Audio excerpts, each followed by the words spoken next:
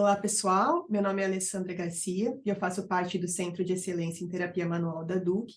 E hoje, em mais um Shop Talk, nós temos a doutora Daphne Nascimento. O artigo dela foi publicado recentemente no Journal of Clinical Epidemiology e tem como título Do Not Make Clinical Decisions Based on Abstracts of Healthcare Research is a Systematic Review. Então, não tome decisões clínicas baseadas em resumos na área da saúde e é uma revisão sistemática. Daphne, seja bem-vinda, é um prazer conversar com você hoje. Para a gente começar o nosso bate-papo, eu vou pedir para você se apresentar aqui para as pessoas que estão nos ouvindo, contando um pouquinho da tua experiência clínica, acadêmica, interesse de pesquisa e onde que você trabalha hoje. Tá bom. Primeiro de tudo, obrigada pelo convite. Estou super feliz de estar aqui conversando com você, Ale. Meu nome é Daphne, né? Como a Alessandra já falou, eu sou fisioterapeuta. Eu fiz doutorado, eu defendi minha tese de doutorado em 2019. E minha tese de doutorado foi no tema dentro de metodologia científica. Inclusive, esse artigo é um dos artigos que eu publiquei do meu doutorado. Hoje em dia eu trabalho como fisioterapeuta clínica e trabalho também como professora independente, gravando cursos na área de metodologia clínica, também em prática baseada em evidências e bioestatística. E esse tema, né, é o tema que eu mais gosto mesmo, essas três frentes. Hoje em dia eu colaboro com um estudo, por enquanto, que é dentro de prática baseada em evidências, mas no momento, como pesquisadora, eu estou um pouquinho afastada devido à licença maternidade, mas eu vou voltar, né? Pretendo voltar. Maravilha, maravilha. Para quem não sabe, eu e a Daphne, a gente estuda na mesma instituição e eu acompanhei um pouquinho desse processo também, né, Daphne, do seu interesse por essa área de pesquisa. E é uma área realmente, eu acho que muito importante para a gente, porque ela se aplica em todas as áreas da fisioterapia e também da saúde de uma forma geral, né? Eu queria que você Verdade. contasse um pouquinho para a gente, os bastidores disso, né? Assim, como é que foi o que é que te fez querer estudar ou fazer essa revisão sistemática? E conta um pouquinho para a gente também qual que é o objetivo dessa revisão. Tá. Primeiro que dentro do doutorado, né, desde que eu conversei com o meu orientador, que foi o Leonardo Costa, né, o mesmo que o seu, desde que a gente conversou sobre fazer o mestrado, doutorado, que eu acabei fazendo doutorado direto, né, comecei com o mestrado, mas passou para o doutorado direto, eu já Uhum, queria ir para a área de metodologia, que já era algo que eu me interessava. uhum, E a gente começou a ir para essa parte sobre interpretação. E uhum, dentro de interpretação de estudos, a gente viu que existia um termo pouco conhecido na época, né, há quase 10 anos atrás agora, que é o spin, que o spin é uma interpretação exagerada dos resultados de um estudo, né? Pode ser ela superestimada ou subestimada, mas a maioria das vezes é superestimada, né? A gente vê. E isso me deixava muito indignada, né, de ver. Sempre que eu li artigos, primeiro que falava, né, mais estudos precisam ser feitos porque a qualidade do estudo é ruim. Ou a gente descobria, né, depois que a gente começa a aprender a interpretar os resultados, a gente começa a ver que os autores não interpretam de forma correta em muitos casos, né? E isso me deixava muito indignada de pensar, poxa, eu estou aprendendo sobre metodologia de pesquisa, estou aprendendo a identificar o que, que é o certo e o que é o errado. Imagina quem nem sabe interpretar, né? Um clínico que na correria do dia a dia só lê o resumo ali do artigo, a conclusão, né, especificamente do uhum. artigo, ele pega o tema, lê a conclusão do resumo e fala, opa, essa terapia funciona, vou aplicar no meu paciente. Isso começou a me deixar indignada de ver que muitas pessoas, muitos clínicos e pacientes estavam sendo enganados por pesquisa mal escrita, né, mal interpretada. E esse foi um dos principais motivos de eu querer ir para esse tema, né? Eu queria pesquisa melhor. Eu sou fã, sempre fui e continuo sendo fã do Douglas Altman. E ele fala, né, temos que buscar pesquisas melhores, né, escrever melhor, mais transparência, tudo. falava, né? Então, eu acho que isso é muito importante, a gente precisa de mais pessoas gostando desse tema, né? Eu percebi no doutorado que eu era uma das poucas que gostava desse tema, mas ao mesmo tempo no doutorado eu fui descobrindo outras pessoas que também gostavam do tema e pessoas Uhum, que não gostavam tanto foram vendo a importância e passando a se interessar mais, né? uhum. Pelo tema de interpretar melhor, saber escolher qual artigo ler, para que tipo de pergunta e tudo mais. Então, esse basicamente foi o que principalmente me chamou a atenção para fazer essa revisão, né? É, a gente não pode tomar decisão clínica baseada em resumo, e eu queria provar para as pessoas que não era só na fisioterapia, era em qualquer área da saúde que artigos são escritos de uma forma errada, né, e também de mal interpretados pelos próprios autores, muitas vezes, né, sem intenção disso, né, às vezes é por não saber mesmo, né, falta de conhecimento. E por isso que eu quis fazer uma revisão sistemática, que inclusive esse foi o último estudo do doutorado, foi para fechar com chave de ouro, né? Porque a gente fez uns estudos que inclusive estão dentro dessa revisão, e a gente queria mostrar realmente que na área da saúde a gente tem que tomar muito cuidado com tudo que a gente lê, principalmente no resumo, né? A gente tem Verdade. que ter o tempo de abrir o artigo inteiro, saber interpretar para tomar a nossa própria conclusão clínica, né? Como clínicos. Sim. Uma coisa que eu fico pensando, Daf, aliás, assim, eu acho que a iniciativa é brilhante mesmo. Eu, particularmente, assim, eu comecei a entender mais desse assunto depois que você começou a pesquisar, e falar mais, né, sobre isso. Então, eu acho que é um assunto realmente muito relevante para nós. O que eu fico pensando, assim, Daf, por que que você acha, assim, que os resumos, ou os textos, eles, principalmente os resumos, né, eles acabam sendo tão mal reportados? Quais são os fatores que você acha que influenciam mais para essa qualidade ser não tão boa de resumos? Sim. Com relação a mal reportados, eu acho que principalmente, porque tem essas duas frentes, né, de ser mal reportado e ser mal interpretado, né, são duas coisas Uhum. que eu até falo no artigo, são duas coisas que a gente Sim, avaliou, né. Com relação a reportar bem ou não, eu acho que o principal motivo é que as revistas não dão suficiente espaço no resumo para a gente reportar bem. Então, mesmo que a gente queira seguir as recomendações da Consort para resumos, a maioria das revistas limita o número de palavras a 100, 150, 200, né? Então, às vezes você quer colocar todas as informações que são recomendáveis, mas não cabe. E daí você tem que cortar, você acaba cortando coisas que teoricamente são essenciais, mas que, né, senão o artigo não vai aceitar. E você faz tudo para o artigo que você está mandando aceitar seu sabe? artigo, né? É. E tanto é que a gente até recomenda na nossa revisão artigos que as revistas mudem as políticas editoriais delas para aumentar a quantidade de palavras no resumo para pelo menos 300. Hum, Então, a própria Consort recomenda entre 250 a 300. uhum, Mas pelo que a gente fez de pesquisa e viu que, por exemplo, a Cochrane tem acho que mais de 500 palavras no resumo, né? E eles reportam super bem. A Cochrane é realmente super detalhista. uhum. Agora, se as revistas pudessem aumentar esse limite de palavras, tenho certeza que com relação a reportar o resumo já melhoraria muito, muito mesmo, né? A gente viu que é um dos fatores principais aqui.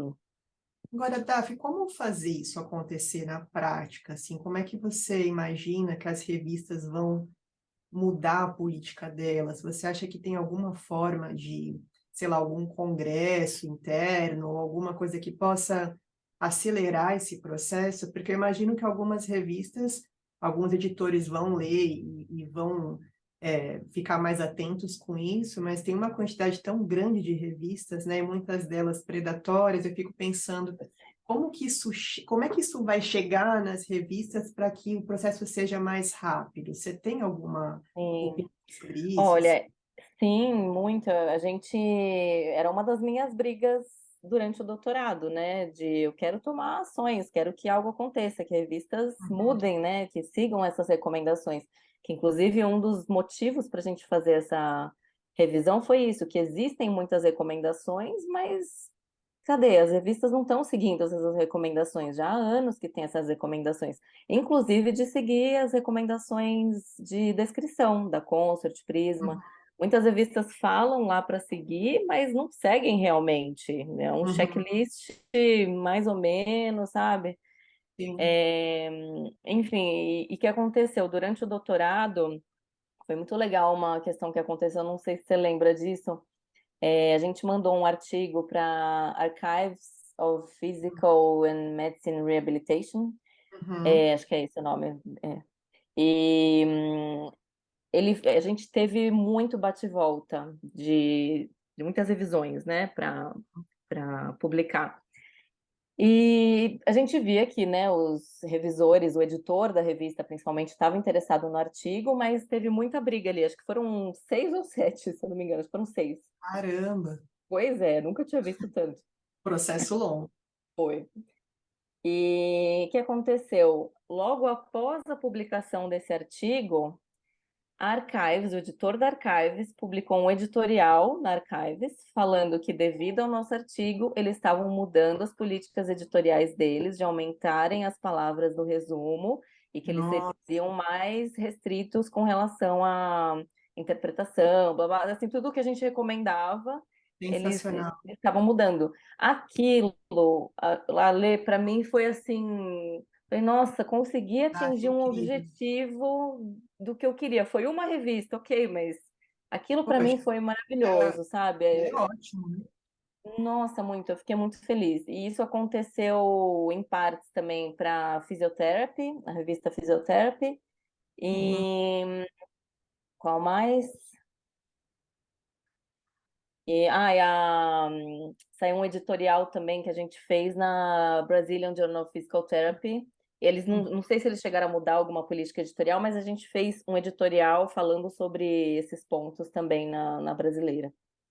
E Sensacional. uma das coisas que eu ainda quero fazer, que inclusive eu estou com planos de escrever um editorial falando sobre isso, reforçando, falando que eu quero que chegue a mais revistas, né? Vou dar esses exemplos dessas revistas que eu te falei, mas que tem que ser algo que atinja muito mais revistas na área da saúde para aumentar, né? Não só a quantidade de palavras no resumo, mas eu acho que o mais importante de tudo é focar na interpretação dos resultados.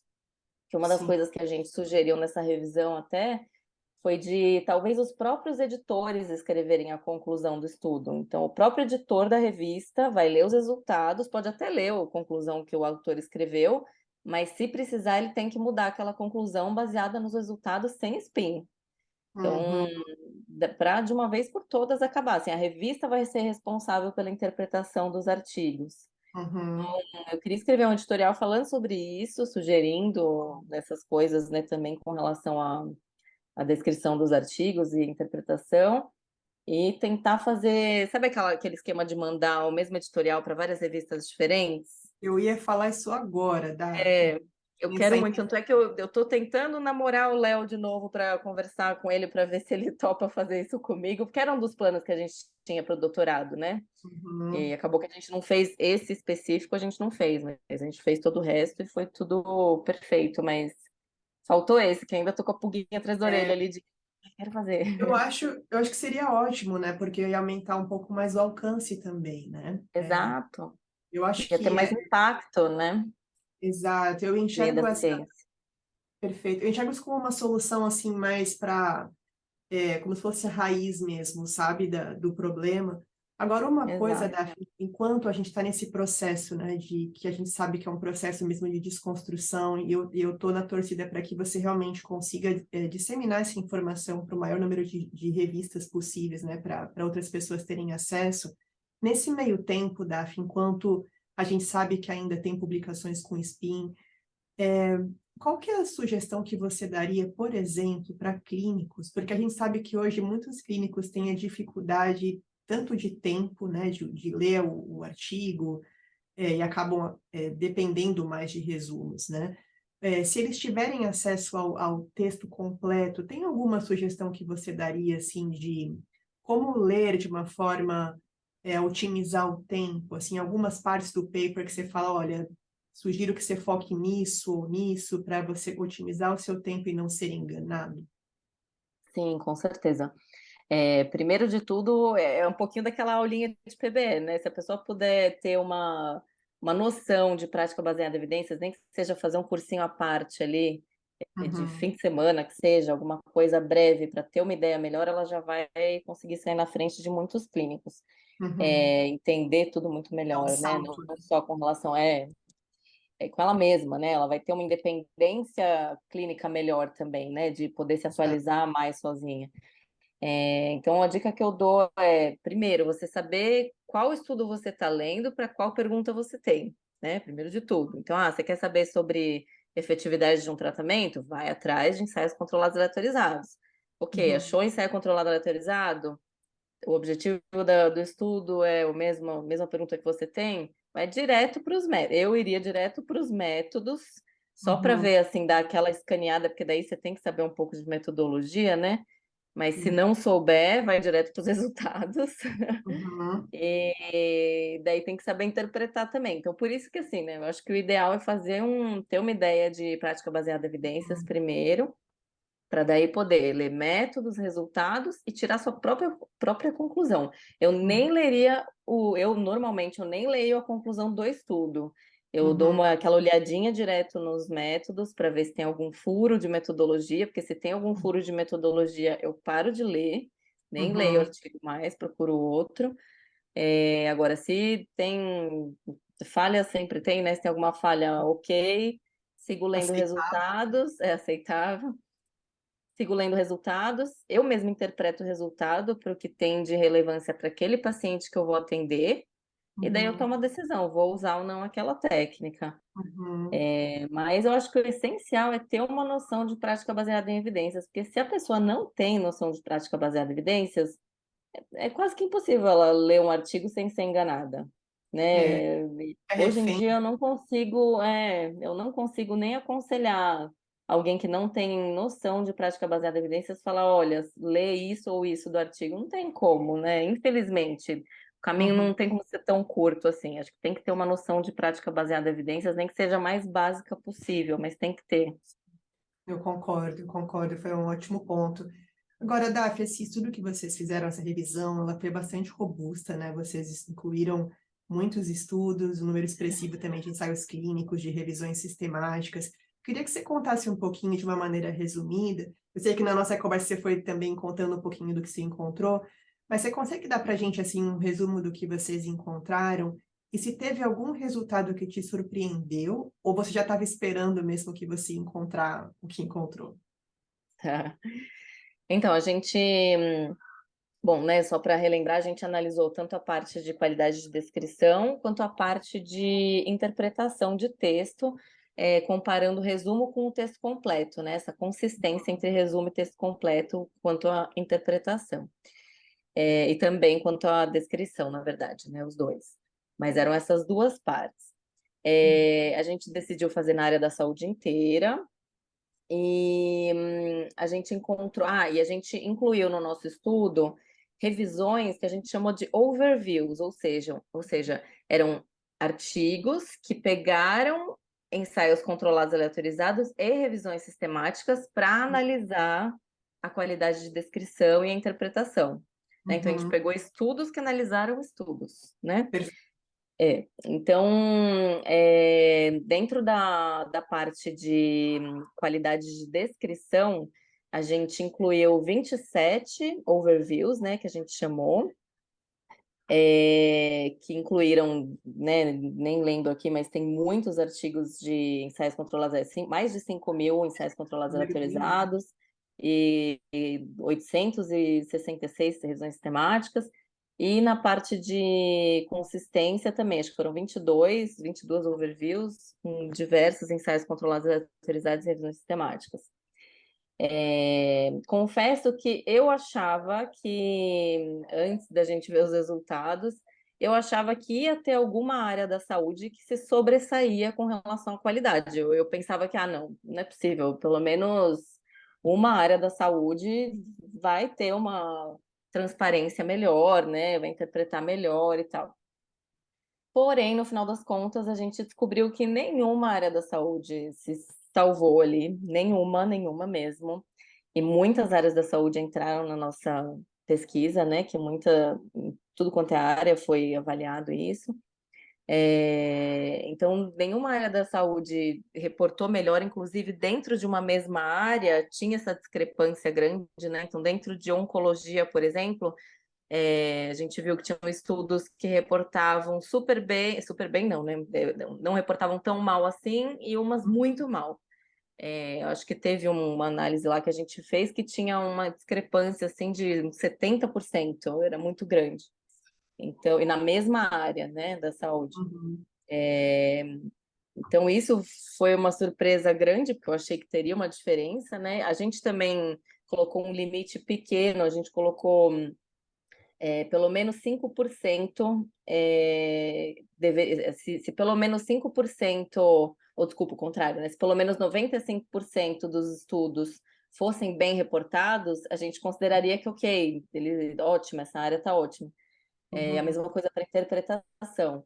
E a gente colocou 5% porque a gente considerou assim, poxa, teoricamente, tem tanta recomendação por aí, né? E, teoricamente é fácil da gente ser transparente. 5% não é 0%, né? O certo seria Uhum. 0%. Então a gente deu esse limite de 5%.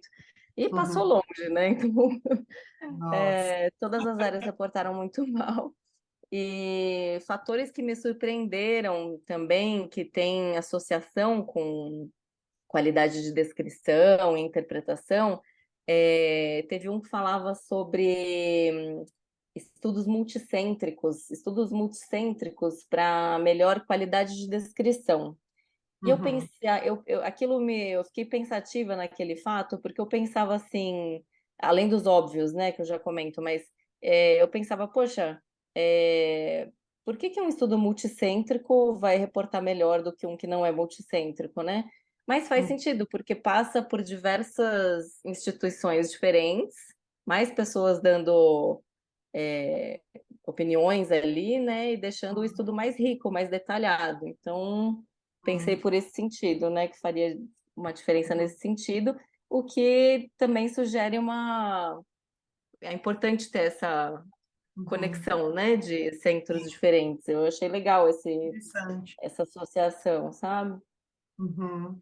E dentre outras mais óbvias, né, como o número de palavras no resumo, que a gente já comentou, que tem é, relação, estudos mais recentes, né? Por serem mais recentes, a gente já sabe tais recomendações que tem que seguir, ou deveria saber, né? Mais recomendações que tem que seguir, então eles são um pouco melhores.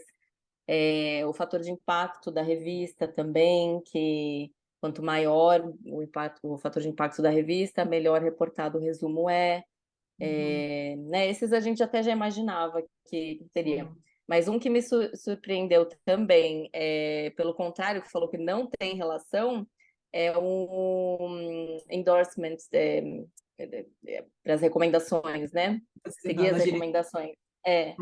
E isso eu falei, poxa, não tem sentido, como assim, né? Mas é aquilo que a gente já comentou agora há pouco, que na verdade as revistas não são muito duras com isso, né? Elas não realmente olham, elas falam, sigam esse checklist e tchau, elas não olham realmente ponto por ponto, né? E uma das recomendações que a gente dá é essa, de seguir mais Arrisca. duramente, ali, mais à risca isso, esses pontos, né? É essencial. Eu concordo. Poderia até mesmo ser eu não sei se como parte do editor ou dos revisores, mas algum Sim, filtro mais agressivo nesse sentido para evitar que o paper seja publicado dessa forma, né? Mas sim, com certeza. muito interessante mesmo, Daf. Obrigada por também compartilhar um pouquinho do que te chamou a atenção. Eu sempre gosto de ouvir assim também um pouco do que você tinha de ideia, né, e o que de fato você encontrou. A gente Sim. conversou um pouquinho também das possíveis estratégias, né, ou soluções a partir dessa revisão. Tem mais alguma coisa que vem à tua mente, assim, Daf, de estratégias ou de soluções que você acha que poderiam ser implementadas a partir dessa revisão? Olha, além das que eu já te falei de número de palavras no resumo, né, que a gente poderia tentar ir atrás de revistas, né, para tentar mudar as políticas editoriais. Uhum, Eu acho que um treinamento uma das coisas que a gente comentou aqui, né? Um uhum, treinamento para editores e revisores de revista, quanto uhum, exatamente isso, né? Quanto à qualidade de descrição e interpretação mesmo, porque às vezes, Ale, eles talvez não sabem, os revisores que são convidados, né? Que a gente sabe que são pessoas que trabalham voluntariamente, tudo, às vezes eles não têm o treinamento devido, né? é Talvez verdade. até o editor não tenha. Uhum, Ou às vezes não tem o tempo devido, não sei, né? A gente teria que uhum, investigar isso a fundo, mas de repente ter um treinamento online para eles, sobre interpretação e descrição, para eles tentarem fazer aquela leitura mais uhum, rápida mesmo, né? De repente começar por isso, vai começar a revisar o artigo, já começa pela leitura ali dos pontos chaves de descrição e interpretação, e depois o uhum. resto vai natural na leitura do artigo, né? Então, essa é uma das coisas que eu acho que seria essencial. É... que mais que a gente tinha falado? A gente Acho que colocou aqui. era o resto eu até já te falei, né? Porque a gente falou Foi. sobre o número de palavras. Uhum, E assim, eu acho que também a questão de tomar cuidado, os leitores, os clínicos, tomarem cuidado, que os conselhos são para várias pessoas, né? Para os editores, revisores e para os leitores. Então, os sim. leitores, os clínicos que leem também, uma das dicas que a gente dá é, primeiro, né, tomar cuidado na hora que lê, saber interpretar, Uhum, e também tomar cuidado com o que você divulga. Por uhum, quê? É, se você não tem certeza daquela informação, você não sabe interpretar o artigo, não tem certeza se aquilo é bom ou não, não passa para frente, porque se de repente aquilo, primeiro, né, tenta não usar com seu paciente, né? exatamente. Mas também não divulga, porque divulgar informação incorreta é a história do fake news também, né? É, Você pode divulgar uma informação que vai prejudicar mais do que beneficiar o seu paciente. Então, isso acaba sendo perigoso, dependendo da área da saúde, né? Vamos dizer, em oncologia, né? Outras áreas da saúde que são muito mais perigosas do que a fisioterapia, é questão de vida ou morte, às vezes. Então, tem que tomar muito cuidado com o que divulga, com o que lê, com o que aplica, né? Então, os conselhos são para todas essas pessoas. é muito interessante, acaba sendo até um buraco isso, né? Porque É, o paciente está na ponta disso mesmo, né? pois Então, é. é muito importante, acho que é tão assim, falar tão louco, né? Mas de fato é o quanto que as nossas palavras, elas podem influenciar na ponta, né? Quem está na ponta, os pacientes, quem está na prática clínica, né? É uma questão de responsabilidade mesmo profissional para quem está escrevendo, disseminando, Pois quem está é. lendo, quem está revisando, né? É. É questão de ética também, né? É. Com certeza, Daphne. Mas eu acho que assim, esse paper e os demais, eles já são assim um pontapé, não só um pontapé inicial, acho que assim eu diria que num pontapé inicial já está na metade do caminho, porque já tem muita gente falando mais nisso, como você colocou, revistas também mudando as suas políticas, né? Eu acho que é uma questão de tempo para que essa informação dissemine mais e as pessoas É. Tomara. consigam ter mais consciência, né? Mas a gente sabe que é um processo devagarzinho, mas que vai chegar lá, né? Um processo de discussão É, mesmo. é verdade. Rafa, eu acho que eram esses pontos principais que eu queria bater esse papo com você e te ouvir, né? Tem alguma coisa assim, ou algum comentário final que você gostaria de deixar para os nossos ouvintes? Eu acho que sejam mais conscientes e transparentes com pesquisa, né? Seja clínico ou um leitor ou alguém que quer conhecer mais sobre a área da saúde, né? Acho que a gente tem que ser um pouco mais crítico mesmo, não pode acreditar em tudo que lê, né?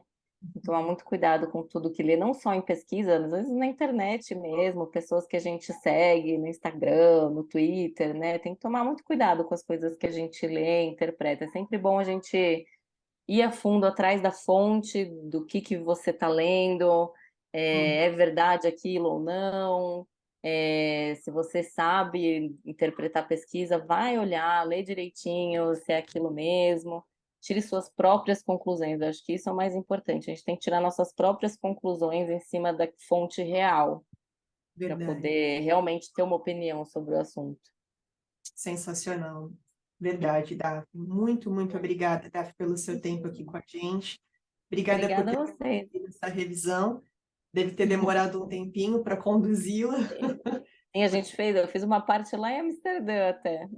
Nossa, eu imagino, ela é bem robusta. A gente sabe que revisão sistemática é trabalhosa, mas oferece um dado assim muito, muito valioso, né, para a gente. Então, É. obrigada por ter conduzido esse estudo, Daf. Obrigada pelo seu tempo aqui com a gente. E até a próxima. A gente vai conversar de novo. Obrigada a vocês, obrigada pelo convite. Foi muito gostoso conversar com você, Lê. Obrigada, Daf. Obrigada, viu? Até mais, querida. Até. Tchau.